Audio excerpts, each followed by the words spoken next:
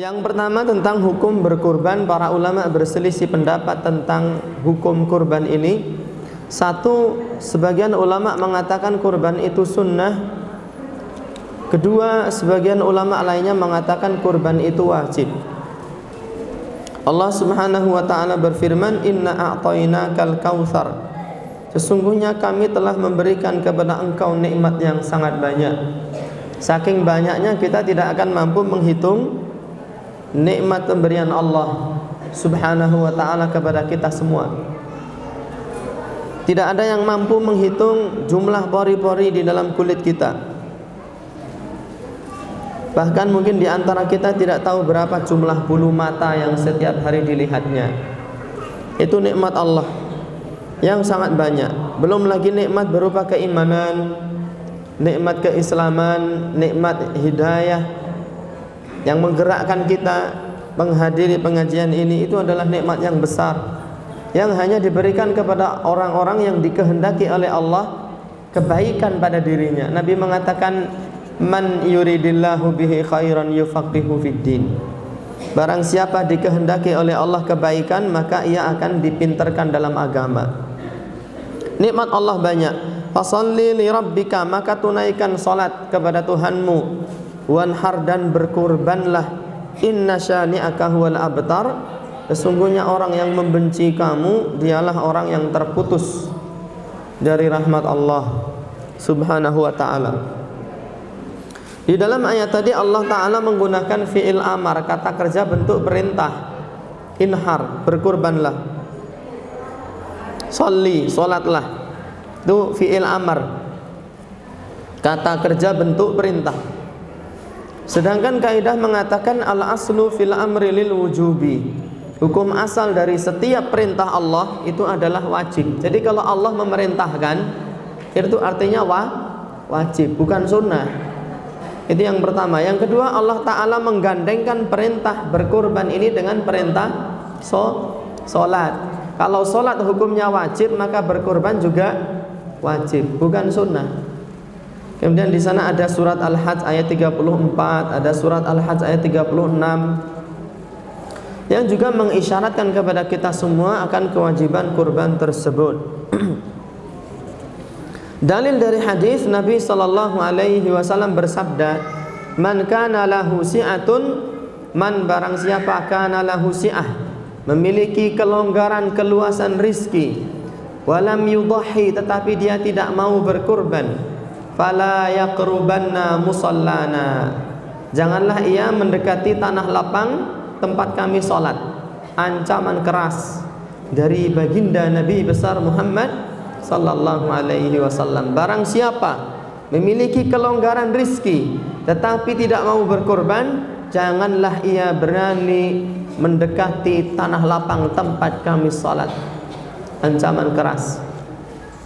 Sampai-sampai Syekh Ali Hasan Al-Halabi Al-Athari di dalam kitab Ahkamul Idaini fi Sunnatil Mutahharah mengatakan seolah-olah orang yang memiliki kelonggaran rezeki tetapi tidak mau berkorban, seolah-olah kalaupun ia sholat hari raya, sholatnya tidak ada gunanya sama sekali kalau ia meninggalkan kewajiban berkorban ini. Maka Nabi mengatakan, kalau tidak kurban sedangkan punya kelonggaran rezeki, jangan pernah sekali-kali mendekati tanah lapang tempat kami sholat. Seperti itu. Antum, kita misalnya pernah punya mertua, datang ke rumah mertua, nggak bawa anak kita, padahal orang tua itu biasanya cintanya kepada mantu apa kepada cucunya? Kepada cucu. Mertua kita bilang begini, "Nek kowe ra nggawa putuku, rasah mara nang omah kene." Berarti membawa cucu itu wajib apa sunnah?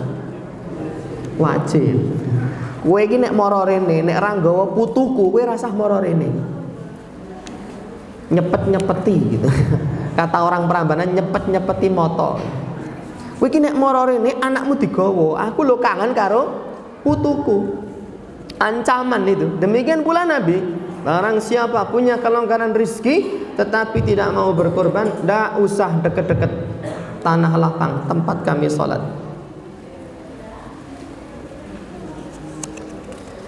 Kemudian di dalam riwayat yang lain disebutkan kunna wuqufan ma'an nabi sallallahu alaihi wasallam. Dahulu kala kami berwukuf di Arafah bersamaan dengan Nabi sallallahu alaihi wasallam. Fasami'tuhu yaqulu, kemudian aku mendengar beliau bersabda, ya ayyuhan nasu, wahai seru sekalian manusia, ala kulli ahli baitin, ala wajib kulli ahli baitin, bagi setiap satu rumah, fi kulli amin, pada setiap tahunnya, udhiyatun wa atiratun, untuk melakukan udhiyah dan melakukan atirah. Setiap tahun, setiap rumahnya itu wajib melakukan udhiyah, yang pertama. Yang kedua, wajib melakukan atirah. Hal tadri mal atiratu, apakah kalian mengetahui apa itu atirah? Hiyallati tusammar rajabiyatu, itulah yang disebut dengan rajabiyah.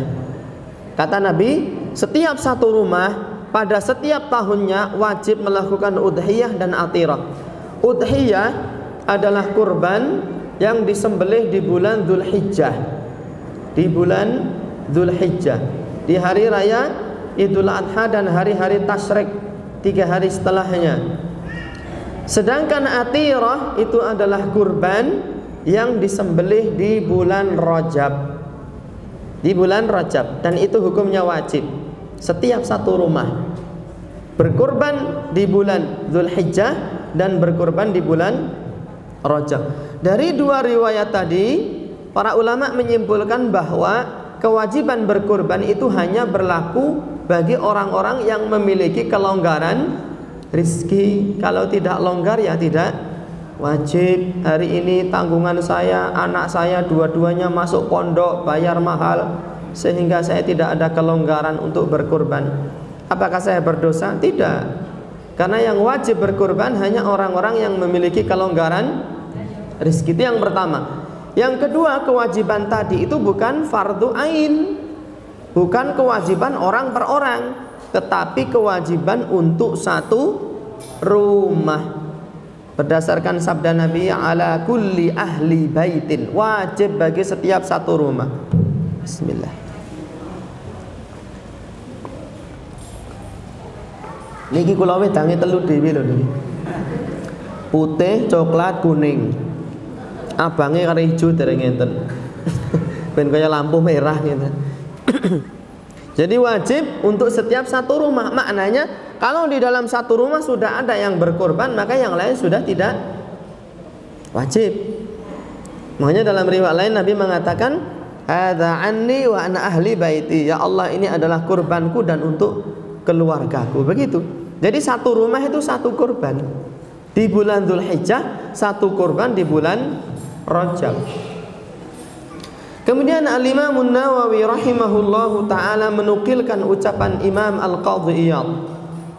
Imam Al-Qadhi Iyad menyatakan, innal amra, sesungguhnya perintah, bil atirati, untuk melaksanakan atirah, kurban di bulan Rajab, mansukhun, telah terhapus, inda jamahiril ulama, menurut mayoritas para ulama.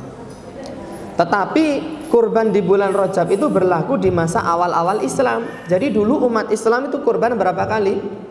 2 kali. 1 di bulan Rajab, 2 di bulan Dzulhijjah.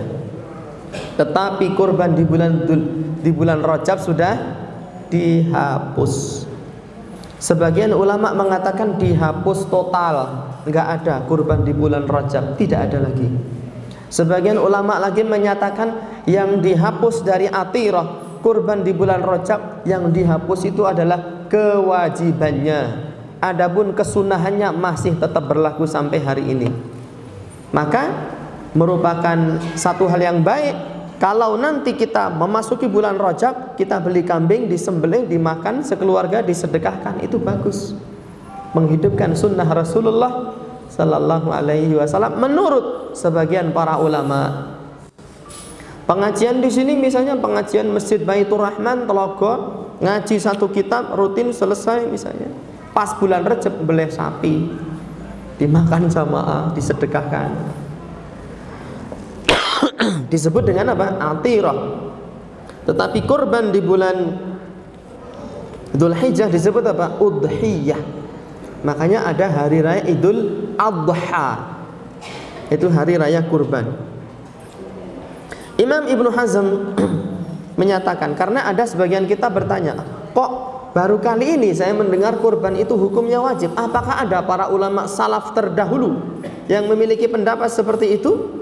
Imam Ibnu Hazm menukilkan, beliau berkata, wa mimman rawaina, dan di antara orang-orang yang kami meriwayatkan anhu dari mereka, ijabal udhiyah, tentang kewajiban kurban ini, Mujahid adalah Imam Mujahid. Mujahid itu muridnya sahabat Ibnu Abbas radhiyallahu taala anhuma.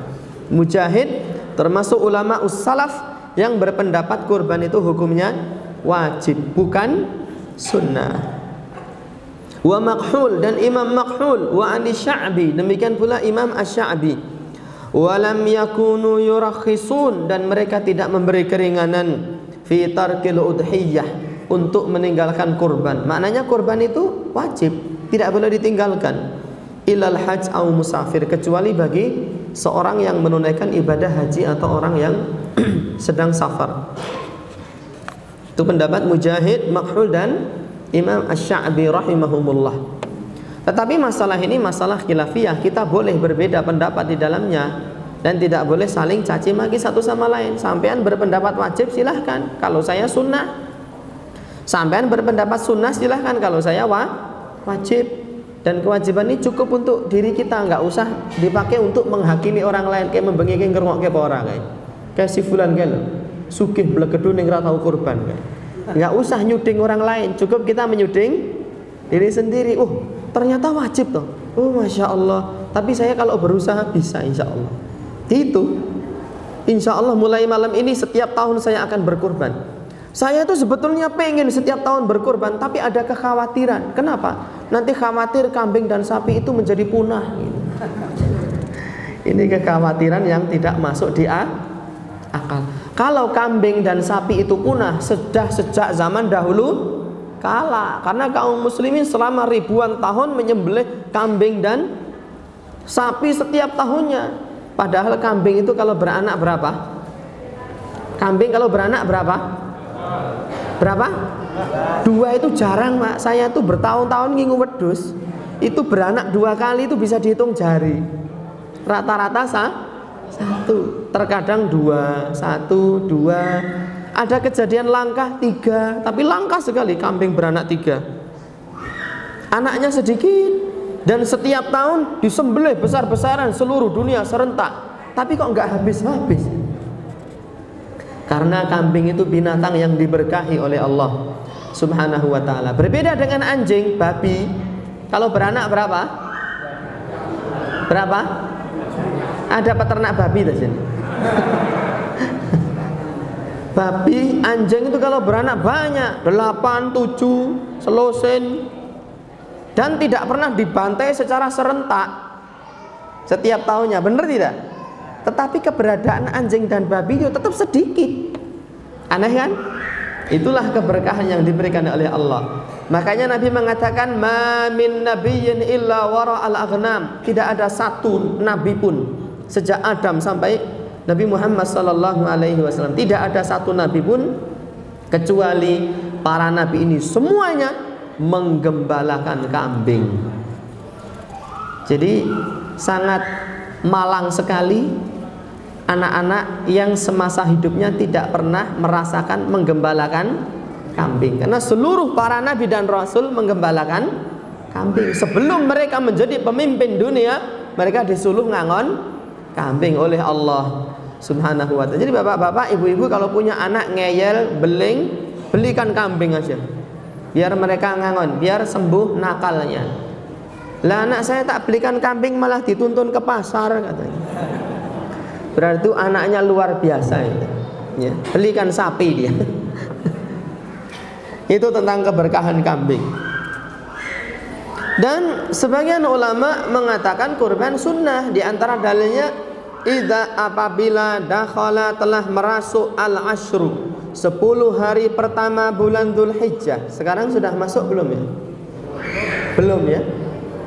Wa arada dan menginginkan ahadukum salah satu dari kalian an yudhiya untuk berkorban, fala yamussa min sya'rihi, janganlah ia memotong rambutnya, wala min basyarihi syai'a, jangan pula ia mengambil kulitnya, kukunya meskipun sedikit. Nabi mengatakan kurban itu bagi yang ingin saja. Jika sudah masuk 10 hari pertama, dan bagi yang ingin kurban, jangan potong kuku. Jadi kurban itu bagi yang ingin. Kalau tidak ingin ya tidak apa-apa. Nah, ini dikatakan oleh Syekhul Islam Ibnu Taimiyah sebagai sebuah bentuk pendalilan yang kurang tepat. Di antaranya Allah Ta'ala mengatakan, wa idza kuntum ila salat, jika kalian ingin salat, faghsilu wujuhakum, maka cucilah muka kalian, wa aydiyakum, dan tangan kalian, ilal marafiqi, sampai sikut. Barang siapa ingin salat, hendaknya ia wudu, kan gitu. Apakah artinya salat itu bagi yang pengen? Kalau nggak pengen nggak usah salat, nggak apa-apa. Apa begitu apa? Bukan. Bukan apa begitu? Begitu apa bukan? Bukan. Jadi sholat itu tetap wajib. Cuman bagi yang sholat dia harus wudu. Kurban itu wajib. Cuman bagi yang kurban dia tidak boleh potong kuku selama 10 hari. Itu pemahamannya seperti itu. Liman syaa minkum ayyastaqim. Barang siapa di antara kalian yang ingin meniti jalan yang lurus.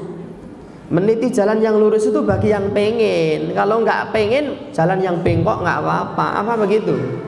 Bukan, pemahamannya tidak seperti itu. Jadi pendalilan dengan hadis tadi kurang tepat. Kemudian ada riwayat dari Abu Bakar, dari Umar radhiyallahu taala anhuma. Beliau pada satu kali tidak berkurban. Ketika ditanya kenapa tidak berkurban, beliau menjawab, saya khawatir nanti orang menyangka kurban itu wajib. Berarti Abu Bakar dan Umar memahami kurban itu tidak wajib. Ada riwayat seperti itu. Dan Syekh Muhammad Ali Al-Farkus Al-Jazairi hafizahullah, bismillah, menyatakan di dalam fatwanya, memang para sahabat ini berbeda pendapat tentang hukum kurban. Kalau kita mendapati sahabat berbeda pendapat tentang hukum kurban, maka kita memilih pendapat sahabat yang mencocoki sunnah Rasulullah Sallallahu Alaihi Wasallam. Sementara Rasulullah mengancam orang yang memiliki kelonggaran rizki tetapi dia tidak berkorban, seperti itu. Maka kita memilih pendapat sahabat yang lebih mencocoki hadis Nabi Sallallahu Alaihi Wasallam. Demikian pula Imam At-Tahanwi di dalam kitab Iqla'us Sunan menyatakan adanya khilaf di kalangan para sahabat tentang hukum kurban ini.